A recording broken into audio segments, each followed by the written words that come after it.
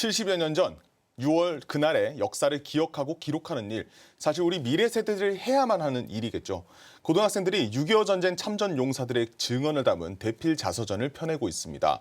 6.25 전쟁을 살아있는 역사로 기억하기 위해서 2016년부터 총 21분의 참전 용사들의 기억을 생생히 책에 담았는데 자세한 이야기 나눠보겠습니다. 한민고등학교 김용욱 그리고 김관우 선생님 두 분 모셨습니다. 안녕하십니까? 네, 안녕하십니까? 반갑습니다.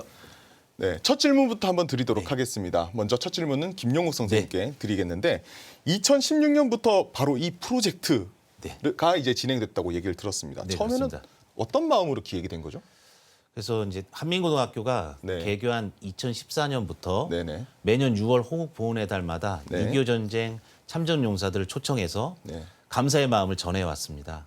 초청 행사를 진행하면서 확인해 보니 생존해 계시는 참전 용사들의 수가 네. 줄어드는 것을 알게 됐습니다. 그렇죠. 더 늦기 전에 참전 용사들의 나라 사랑 정신을 네. 이어받아야 한다고 생각했습니다.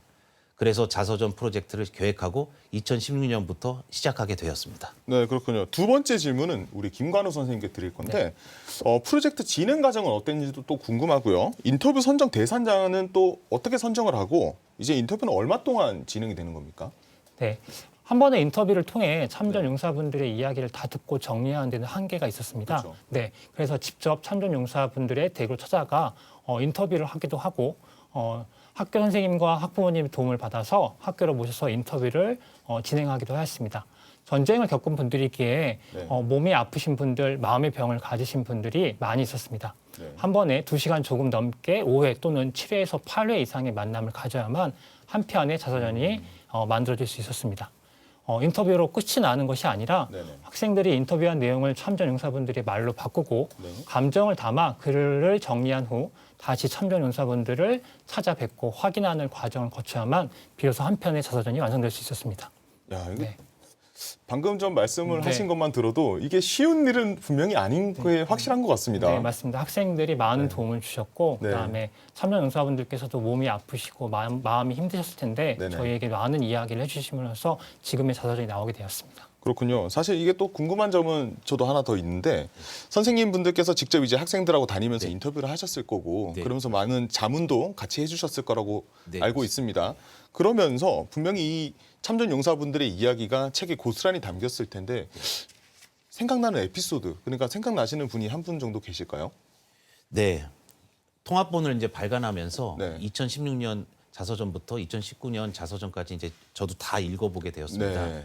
모든 참전 용사분들이 자신의 출생부터 현재 살고 계시는 모습까지 네네. 다 말씀해 주셨습니다.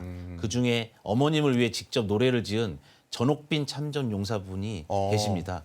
그 노래 속에 전쟁의 참혹성, 피난 생활의 고단함, 네. 전쟁이 빨리 끝나 다시 고향에 돌아가고 싶은 마음과 어머님에 대한 네. 그리움까지 어머님의 사랑과 전쟁에 대한 상처가 고스란히 담겨 있었습니다. 너무 아름다우면서 정말 슬프기도 했었습니다. 사실 또 생각해 보면 과거나 현재 어느 비교할 것도 없이 시대를 떠나서 어머니라고 하는 그 네, 단어는 그렇습니다. 전쟁에 참여하신 분들께는 모두 다 마음을 울렸던 그런 일인 것 네, 같습니다. 그렇습니다. 자, 사실 이 참여한 학생들 이야기 좀 들어보고 싶은데 전쟁은 살아남기 위한 눈물겨운 삶의 과정이라는 청취 소감을 또 남겼다고 돼 있습니다. 이런 프로젝트를 통해서 사실 학생들이 뭔가 얻는 교훈이 또 있어야 될 것 같은데 어떻습니까? 네. 이 자서전 프로젝트에 참여한 학생들은 네. 입을 모아서 6.25 전쟁은 1950년에 있었던 그냥 사건이 아니라 네. 지금까지 이어져 오고 있고 우리 삶과 밀접하게 연관되어 있는 우리의 역사라고 말하고 있습니다. 네. 또한 대한민국의 국민으로서 앞으로 어떤 마음을 가지고 살아가야 할지, 네. 우리나라의 발전을 위해 어떤 노력을 해야 할지, 그리고 통일에 대한 어떤 자세로 임해야 할지를 깨달은 시간이라고 모두 이야기했습니다. 네. 네. 학생들이 자성한 소감문에는 한 사람이 온다는 것은 한 사람의 삶을 기억하는 것이며 누군가의 인생을 기록하는 일의 가치는 나를 되돌아보는 시간이며 아름다운 나라, 아름다운 눈물, 그것은 영원히 기억해야 할 우리의 영웅이라는 이야기까지 했습니다. 네네. 네. 그들을 우리는 머리가 아닌 마음으로 영원히 기억해야 할 것이라고 이야기했으며 마음속에 울린 하나의 노래, 그것은 6.25 전쟁 참전 용사의 이야기라는 이야기까지 했습니다. 네. 말 그대로 이 기록을 하면서 네. 본인의 삶을 한번 더 되돌아보는 시간도 예, 가지고 맞습니다. 많은 깨달음을 네. 좀 얻은 것 같습니다. 학생들이. 학생들에겐 좋은 시간이었던 것 같습니다. 네. 사실 참전하신 참전 용사들의 이야기도 좀 궁금할 것 같습니다. 왜냐하면 어떤 분들은 전쟁에 대한 신구 세대에 어떻게 보면 인식 차이를 좀 좁혀질 수 있는 기회가 됐다라는 표현까지도 있는 것 같은데 어떻습니까? 네. 백마고지 전투에 참전하신 고재윤 참전 용사께서는 자신은 항상 집 베란다에 태극기를 잘 보이게 달아놓는데 네. 며느리가 언젠가 이것을 보고 아버님 집에만 태극기가 달려 있는 것에 의문을 가지고 있었다고 했습니다. 그래가지고 고재윤 용사님께서 네.